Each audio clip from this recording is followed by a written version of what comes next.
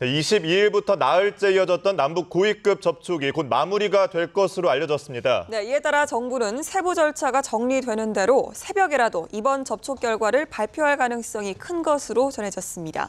취재기자 연결합니다. 지성림 기자. 네, 23일 오후 3시 30분 판문점 우리 측 평화의 집에서 재개된 남북 고위 당국자 접촉이 32시간 가까이 마라톤 협상을 벌인 끝에 곧 마무리될 것으로 알려졌습니다. 남북 고위 당국자들이 첫 접촉을 가졌던 22일부터 나흘째 만에 협상이 종료된 것인데요. 남북이 타결한 내용은 아직 구체적으로 전해지지 않고 있습니다. 현재 통일대교 쪽에서는 우리 대표단을 인도할 경찰 사이카 등이 대기하고 있는 것으로 알려졌습니다. 정부는 접촉이 최종적으로 마무리되고 세부 절차가 정리되면 새벽이라도 이번 고위급 접촉 결과를 발표할 것으로 알려졌습니다. 남북은 그동안 북한의 도발에 대한 사과 혹은 유감 표명과 우리 군이 북한의 지뢰 도발을 계기로 대북 심리전의 하나로 재개한 대북 확성기 방송에 중단을 놓고 피말리는 협상을 벌여왔습니다.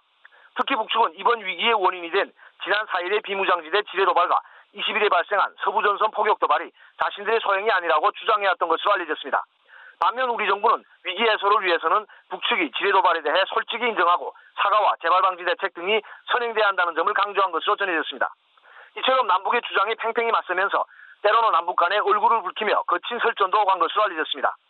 또 밀도 있는 대화를 위해 김관진 국가안보실장과 북한의 황병서 총정치국장 간 일대의 수석대표 접촉도 있었던 것으로 보입니다. 남북은 어제 오후 들어 사실상 협상 타결 일보 직전까지 갔으나 막판 핵심 쟁점을 놓고 북측이 다시 강경한 태도로 돌아서면서 또다시 진통을 겪었던 것으로 전해졌습니다. 남북은 핵심 쟁점인 북한의 도발과 관련한 유감 표현의 수위를 놓고 막바지 진통을 겪었지만 막판에 의견 접근을 이룬 것으로 관측됩니다. 지금까지 통일부에서 전해드렸습니다.